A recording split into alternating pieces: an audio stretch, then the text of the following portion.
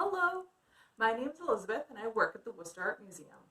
Today I'm going to be bringing you Art Together, Wild Art. If you need closed captioning, hover over the bottom side of the right and you'll see a closed captioning button. Feel free to press that at any time. So included with this video in the description link on YouTube, the Facebook post, and on our Art Together webpage at worcesterart.org is the PDF for this lesson and activity. You will see on it information about the 4 Worcester Art Museum pieces that we're going to be looking at, instructions for both of the projects that we're going to be doing today, as well as some templates for the second project if you want to use them. The book that we're going to be reading today is Where the Wild Things Are. And then we'll be looking at the Worcester Art Museum collection pieces together. After that, we'll be making some pretty cool artwork, making some wild faces that can talk. And the more advanced project we have is a pop-up wild world. And that's what the templates are for. I'm so excited to get started on this lesson with you today. So we are going to continue on by reading Where the Wild Things Are.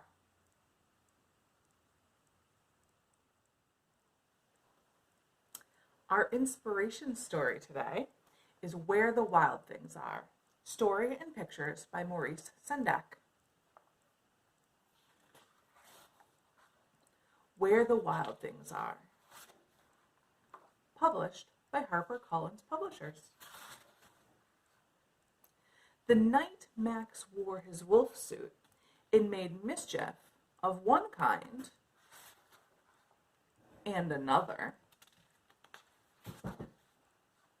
His mother called him Wild Thing, and Max said, "I'll eat you up."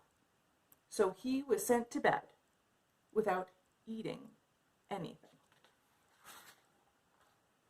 That very night, in Max's room, a forest grew. And grew. And grew, until his ceiling hung with vines, and the walls became the world all around. And an ocean tumbled by, with a private boat for Max, and he sailed off through night and day. And in and out of weeks, and almost over a year, to where the wild things are. And when he came to the place where the wild things are, they roared their terrible roars, and gnashed their terrible teeth, and rolled their terrible eyes, and showed their terrible claws.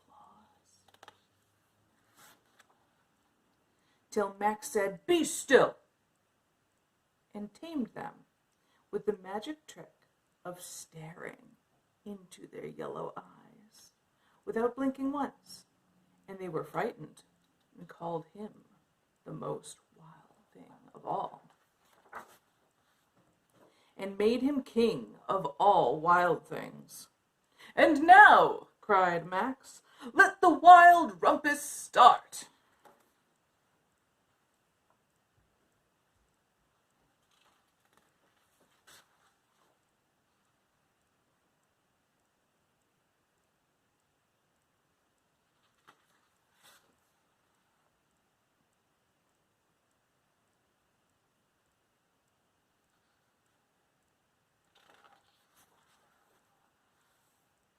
"Now stop," Max said, and sent the wild things off to bed without their supper.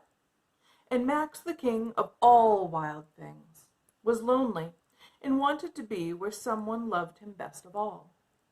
Then, all around, from far away across the world, he smelled good things to eat. So he gave up being king of where the wild things are. But the wild things cried, "Oh, please don't go. We'll eat you up. We love you so." And Max said, "No!"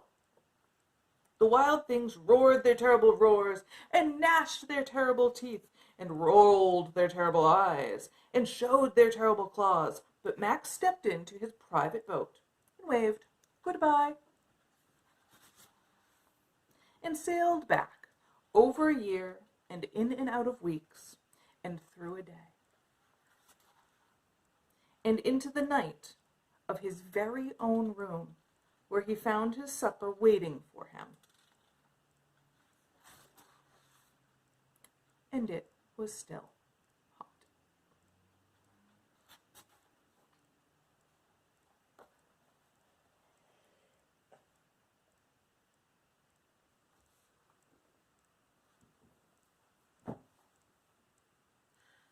This is a really fun book. What I like about it is that it takes the word wild and makes it be exciting and lively and fun, as well as sort of a little bit crazy.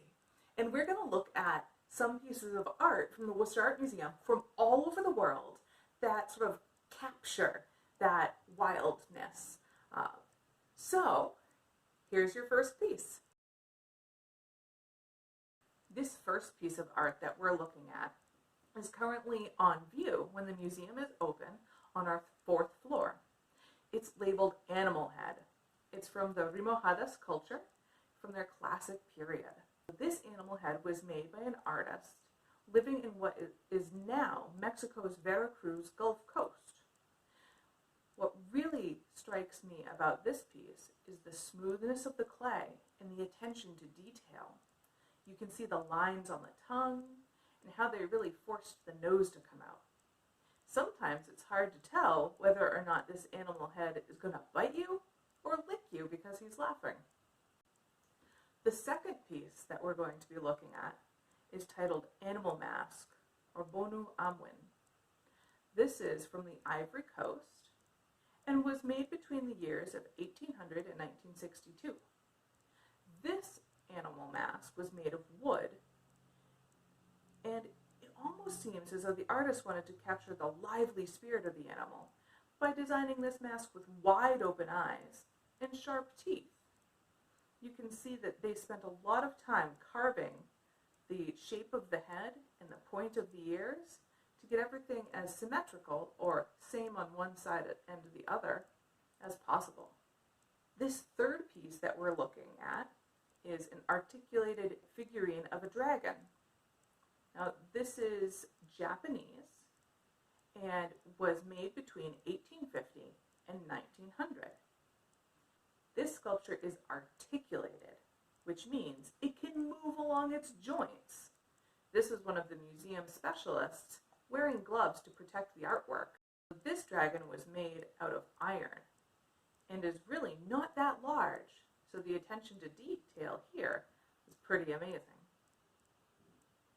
The last piece that we're going to look at is titled Elephant, and was made by Antoine Louis Barye between 1816 and 1875. Now, Barye was a French artist and made this elephant out of a metal called bronze. This detailed sculpture captures the same lively energy of the animal mask by making it seem as though the elephant is charging forward with its legs running. And like the animal head and the dragon, the artist paid close attention to detail. So just to recap, we saw some pretty awesome works from all over the world, all as part of the museum's collection. We found the animal head from Mexico's Veracruz Gulf Coast. We found the animal mask from the Ivory Coast. We found the figurine of a dragon from Japan, and then the elephant from France. We almost took a ride around the world looking for wild stuff.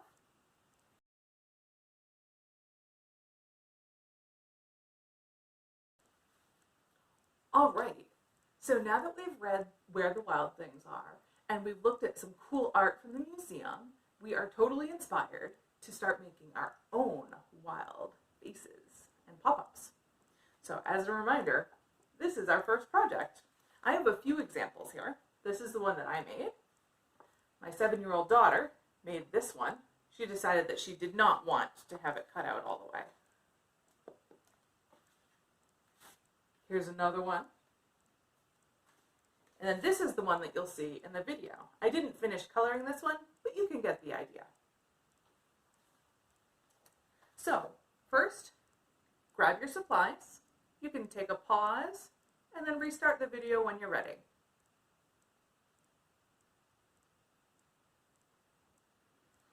All right, now that you have all of your supplies and you're ready to go, I will walk you through how to create a wild and fun pop-up face.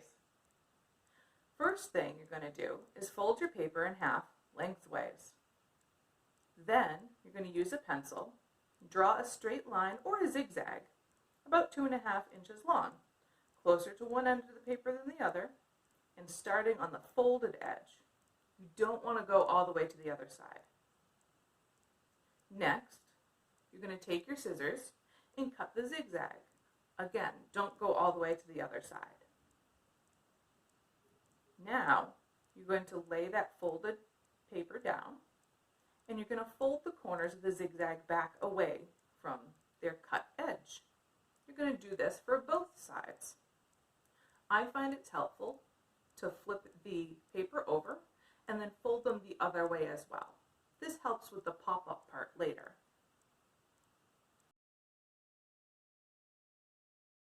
Once you've folded them back and forth, completely unfold the paper, and you can draw the outline of a head.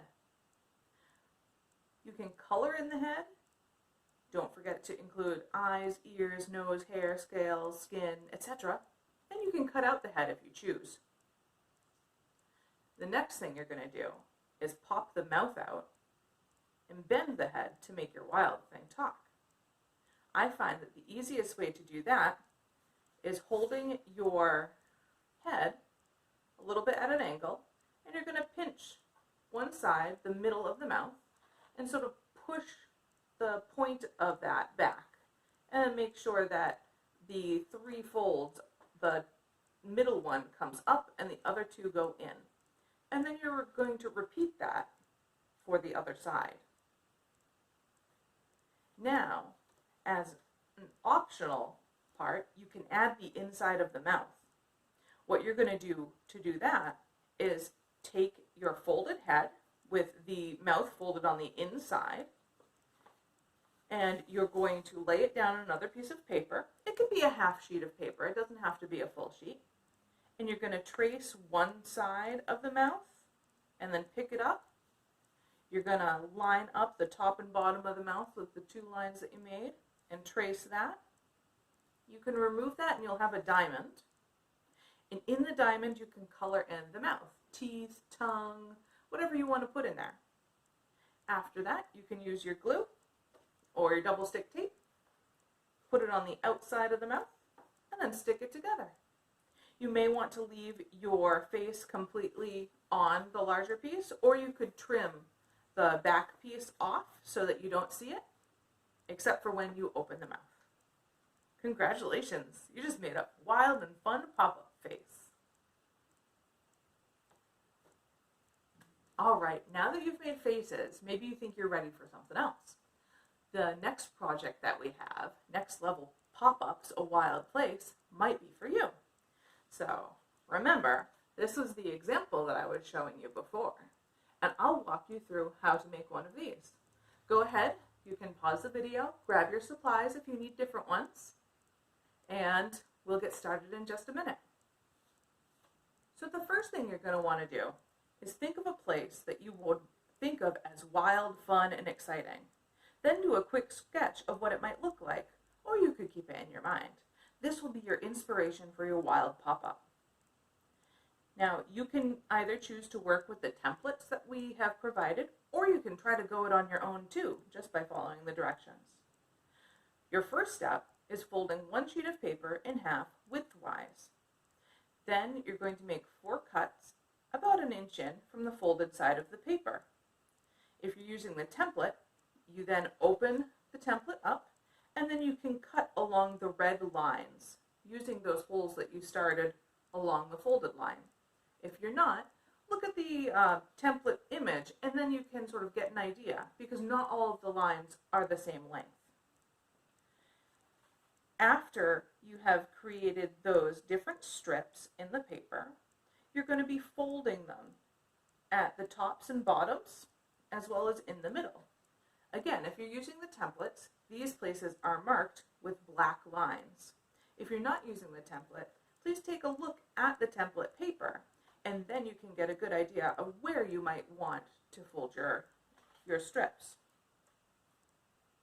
Then you're going to want to fold the piece of paper in half and press it, just to make sure that you have all of your folds where they need to be for the paper to actually fold in half. You're going to press these down to crease them firmly.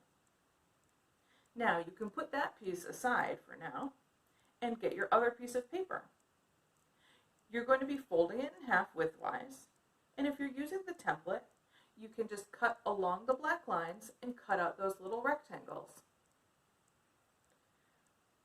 Then you can just take that piece of paper, flip it over, draw out what your design might be on that side, and then put it to the side. Then on the other half of that paper, you'll see that there's a strip sort of traced out for you. Cut out that rectangular strip, and you can just fold that on the red lines as well.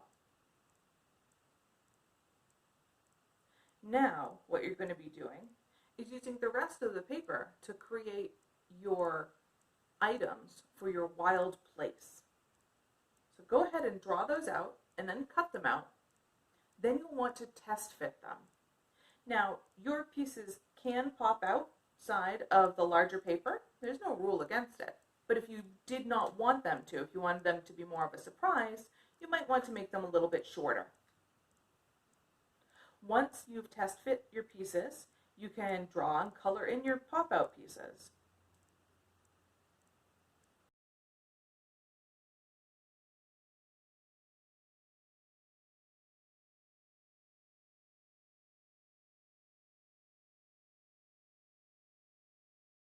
When you are finished drawing them, you can attach them by using glue or double zip tape to the pop-out base. Cool!